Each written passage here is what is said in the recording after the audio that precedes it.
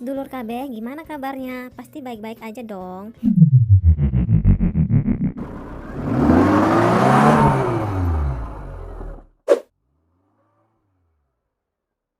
Kali ini aku mau mereview film yang bercerita tentang Keisaki Arata yang berumur 27 tahun yang masih menganggur. Saat Keisaki melamar kerja, dia selalu gagal pas interview. Aduh, kok nasibnya sama kayak saya. Saat sedang meratapi nasib, tiba-tiba dia ditelepon oleh temennya karena mengira Keisaki masih bekerja dan habis gajian. Mereka pun minta untuk ditraktir. Temen gak ada akhlak. Pulang dari mentraktir temennya, di jalan Keisaki bertemu dengan seseorang yang mengatakan kalau dia terpilih jadi subjek untuk eksperimen real life dan menawarinya untuk bekerja sama dan mengulangi kehidupan. Dan orang itu bernama Yoake Ryo, bekerja di laboratorium real life. Awalnya Keisaki menolak, tapi saat Yoake mengatakan kalau saat menjalani eksperimen semua kebutuhan hidup ditanggung selama 1 tahun dan setelah selesai akan diberi pekerjaan. Dan Yoake memberi kapsul dan mengatakan kalau kapsul itu akan membuat lebih muda 10 tahun dan harus menjadi anak SMA selama 1 tahun. Pagi harinya saat Keisaki terbangun, dia pun terkejut dengan perubahan dalam dirinya.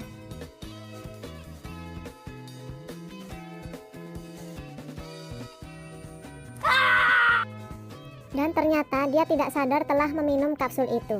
Dan kehidupan SMA-nya pun dimulai.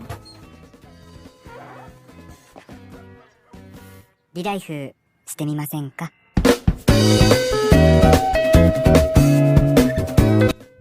Pagi harinya, Keisaki pun memulai kehidupannya menjadi anak SMA. Di awal masuk kelas, dia pun asal duduk dan ternyata tempat duduk itu milik perempuan teman sekelasnya. Dia pun memberitahu di depan sudah ada pemberitahuan dan saat melihat papan pemberitahuan, Keisaki dikejutkan dengan datangnya Yoake yang ternyata masuk di kelas yang sama. Saat wali kelasnya masuk ke kelas, tiba-tiba langsung mengadakan ujian. Keisaki pun bingung karena dia tidak tahu dan belum ada persiapan. Saat mau mengerjakan ujian, dia pun tidak membawa alat tulis. Dan parahnya lagi, dia menjatuhkan bungkus rokok dan mengharuskan dia menghadap wali kelasnya di ruang guru sepulang sekolah. Saat putus asa dengan kesialan dia yang bertubi-tubi, temannya yang bernama Karyu meminjamkan alat tulis ke Keisaki. Saat selesai ujian, Keisaki mengembalikan alat tulis yang dipinjamnya. Karena melihat Karyu yang sakit, dia menyuruh Karyu untuk istirahat. Tapi dua temannya, Ohga dan An, mengatakan kalau hasil ujian kali ini akan menentukan siapa yang akan menjadi pengurus kelas. Dan karena mereka bersaing dengan Hishiro yang merupakan peringkat 1 di sekolah. Di kantin sekolah, Keisaki bertemu dengan Yoake dan meminta penjelasan kenapa Yoake satu sekolah dengannya. Dan Yoake menjawab kalau dia bertugas untuk mengawasi subjek. Dan Keisaki pun mengeluh kenapa harus jadi anak kelas 3 SMA. Dan dia memutuskan untuk jadi murid bayangan saja. Karena merasa kalau pekerjaannya di real life selesai, ingatan semua temannya pun akan hilang. Di tengah perbincangan, Keisaki melihat Hishiro kesulitan memesan makanan. Ternyata dia tidak membawa uang. Oh alah, nggak ada. Keisaki yang melihat hal itu memanggil Hishiro dan meminjamkan uangnya. Saat Hishiro pergi, Yoake mendekati Keisaki dan mengatakan kalau ternyata Hishiro tipe cewek yang disukai Keisaki. Pulang sekolah, Keisaki menghadap wali kelasnya di ruang guru. Gara-gara masalah rokok tadi, dia pun diceramahi panjang lebar. Dia pun teringat kejadian yang dialami seniornya di kantornya dulu. Pulang dari ruang guru, Keisaki pulang bareng sama Hishiro. Di jalan pulang, Hishiro berterima kasih karena sudah dipinjemin duit dan bercerita kalau dia kesulitan untuk mencari teman dan ingin berubah. Kemudian Hishiro belak-belakan meminta nomor HP Keisaki dan mengajaknya untuk menjadi temannya. Keisaki pun menyarankan pada Hishiro untuk lebih banyak tersenyum. Di tempat lain, Yoake pergi ke laboratorium dan mulai membuat laporan tentang subjeknya. Pagi harinya di sekolah hasil ujiannya pun dibagikan dan yang mendapat hasil terbaik adalah Ohga dan Hishiro. Dan mereka pun menjadi perwakilan pengurus kelas dan mereka mendapatkan pin perak itu. Saat Keisaki mendapatkan nilai ujiannya ternyata wah nilainya 4, parah kali. Ternyata pin perak itu bisa buat makan gratis di kantin, bebas biaya SPP dan masih banyak keuntungan lagi lainnya. Saat Kairu ambil nilai, Hishiro melihatnya dengan senyumnya itu yang membuat Kairu kesal dan merasa diejek. Di kantin sekolah, mereka pun membicarakan nilai Keisaki yang jelek parah, yang dia sendiri aja kaget.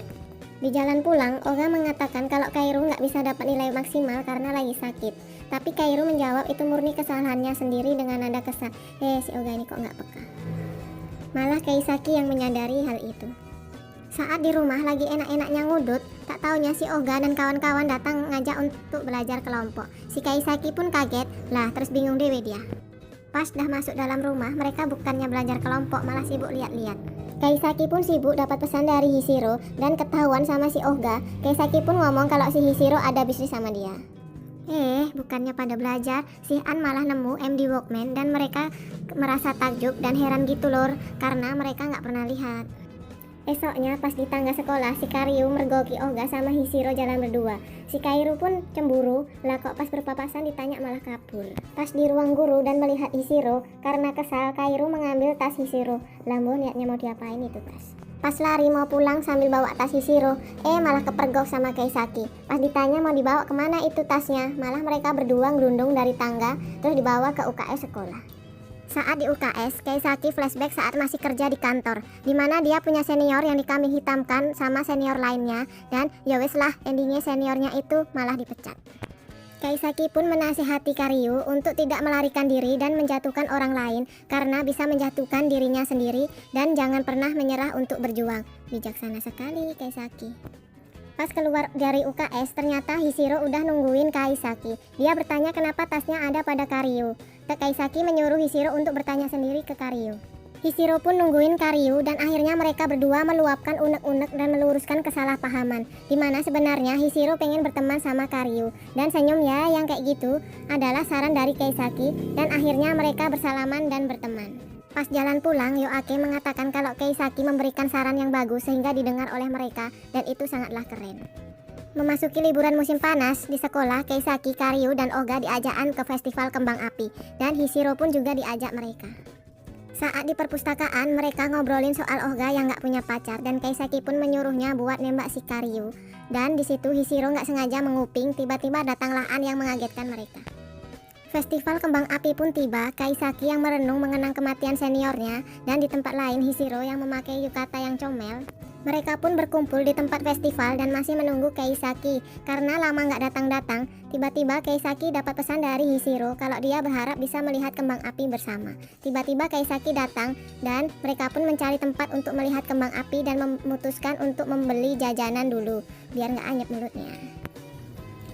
Saat antri membeli, ternyata malah hujan. Wes gak sih nonton kembang api lur. Saat berteduh, mereka agak kecewa karena gak jadi lihat kembang api. Oga pun mengajak tahun depan buat lihat kembang api bersama-sama. Tapi Kaisaki mengatakan kalau musim panas SMA berakhir tahun ini. Tiba-tiba si Oga main hujan-hujanan dan nembak Karyu. Karyu pun malu dan berlari, padahal dalam hatinya pasti senang. Oga pun menyalahkan Kaisaki yang ngasih saran buat nembak Karyu, dan Kaisaki pun hanya tersenyum-senyum sendiri. Hishiro pun ikut berlari, pas noleh ke Kaisaki, membuat Kaisaki terpesona. Aduh manisnya. Mereka malah pada main hujan-hujanan. Aduh, masa-masa SMA yang luar biasa.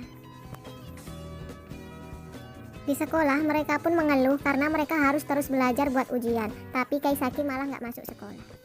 Hishiro yang cemas datang ke rumah Kaisaki, ternyata Kaisaki masuk angin. Iyalah habis main hujan-hujanan. Hishiro pun mencoba merawat Kaisaki dan mempraktekkan perhatian dan cara merawat Kaisaki yang membuat Kaisaki heran, dan ternyata Hishiro belajar dari internet. Di saat yang bersamaan, Kaisaki menanyakan soal ujian masuk universitas, dan Hishiro mengatakan kalau dia akan kuliah ke luar negeri. Hari festival sekolah pun dimulai, semua murid pun mulai persiapan. An yang mulai bersiap membuat band, dan Karyu serta Oga memutuskan untuk melakukan tarian. Di mana tarian itu bertujuan untuk menyemangati bandnya An saat festival nanti. Hishiro dan Kaisaki pun juga mulai berlatih menari, dan disinilah benih-benih rasa itu muncul. Teman-teman yang melihat mereka pun menyadari hal itu. Malamnya, Hishiro mengirim video ke Kaisaki kalau dia belajar menari sendiri. Saat Kaisaki memperhatikan video dari Hishiro, datanglah si Oga yang jahil dan menyuruh Kaisaki untuk nembak Hishiro. Festival sekolah pun dimulai, Kaisaki dan teman-temannya pun mulai mengisi acara festival itu. Tapi saat menari, Hishiro digoda oleh dua orang laki-laki. Kaisaki yang melihat itu pun tidak terima, dan mereka pun akhirnya berantem alias tawuran. Aduh, anak-anak SMA ini. Saat festival selesai, Kaisaki pun meminta maaf kepada Hishiro karena sudah bersikap kekanak-kanakan, dan Kaisaki pun juga menembak Hishiro tapi dia ditolak. Walah, kasihannya dia. Hishiro pun pergi meninggalkan Keisaki sendiri di tempat itu. Di kafe, Keisaki curhat sama Oga kalau dia sudah ditolak sama Hishiro. Di tangga sekolah saat berpapasan, mereka pun saling diam, tidak saling sapa. Malamnya Keisaki mengatakan kepada Yoake kalau dia ingin menyerah di real life. Yoake malah mengajak Keisaki untuk pergi ke makam seniornya dulu yang sudah meninggal. Mereka berdua pun pergi ke makam itu dan tidak sengaja bertemu dengan adik dari seniornya. Keisaki pun meminta maaf soal kejadian di kantor waktu itu. Tapi adiknya senior itu malah bercerita kalau kakaknya meninggal bukan karena masalah di kantornya, dan merasa berterima kasih pada Keisaki yang telah peduli padanya. Pulang dari berziarah, Keisaki memutuskan untuk melanjutkan real life. Pagi harinya, Keisaki mengajak teman-temannya untuk berekreasi bersama-sama saat setelah selesai ujian. Dia juga mengajak serta Hishiro untuk ikut bersama mereka. Ujian sekolah pun dimulai, mereka pun mulai belajar dengan keras, dan saat mereka pergi bersama-sama ke kuil, mereka berdoa agar mereka lulus dengan nilai yang baik. Dan ternyata Keisaki lulus dapat nilai 83, lebih bagus daripada nilai di awal film yang cuma dapat 4. Saat Ohga dan Karyu berencana masuk universitas yang sama, Keisaki ingin melakukan sesuatu, entah apa yang mau dia lakukan. Akhirnya ujian masuk universitas itu pun dimulai, teman-teman Keisaki pun pada ikut ujian itu. Keisaki dan teman-temannya pun mengajak Yoake untuk ikut rekreasi bersama. Yoake dan Hishiro janjian bertemu bersama. Hishiro pun bercerita kalau dia baru pertama kali memendam rasa ketertarikan pada orang lain begitu besar. Dan ternyata Hishiro juga ikut jadi subjek eksperimen real life. Dia merasa berubah sejak bertemu dengan Keisaki dan merasa bersyukur. Di kantor real life, Yoake pun bingung gimana jadinya kalau ternyata dua subjek eksperimen mempunyai rasa yang sama. Yoake ditegur atasannya untuk tidak terbawa perasaan saat mengawasi subjek. Akhirnya rekreasi mereka pun dimulai, dan saat berkumpul Keisaki mengeluarkan buku panduan buat mereka. Mereka pun pergi naik odong-odong, lihat domba, kejar-kejaran sama babi, ngasih makan domba, pergi ke museum, ke tempat permainan, piknik di bawah pohon, dan yang terakhir melihat matahari terbenam di pinggir laut. Saat mau pulang naik bus, Karyu dan Yoake mengatakan kalau sapu tangan dan pena mereka ketinggalan. Dan saat Keisaki dan Hishiro mencarinya, bus yang mereka tumpangi meninggalkan mereka berdua. Emang jahil kawan-kawan mereka ini. Saat menunggu bis datang, akhirnya Hishiro mengatakan perasaannya pada Keisaki yang sebenarnya. Dan terjadilah adegan ini.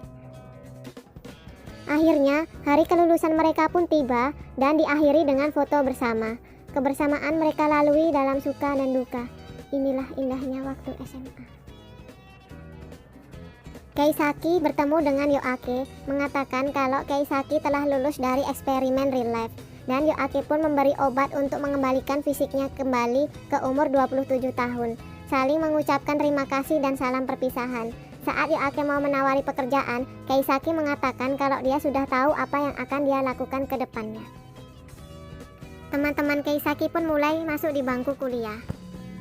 Keisaki pun mulai berusaha dengan keras agar mendapatkan pekerjaan yang dia inginkan. Dan akhirnya Keisaki menjadi guru SMA. Saat di ruang guru, Keisaki bertemu dengan guru sementara dan mereka saling berkenalan. Ternyata guru sementara itu adalah Hishiro yang telah menjadi dewasa.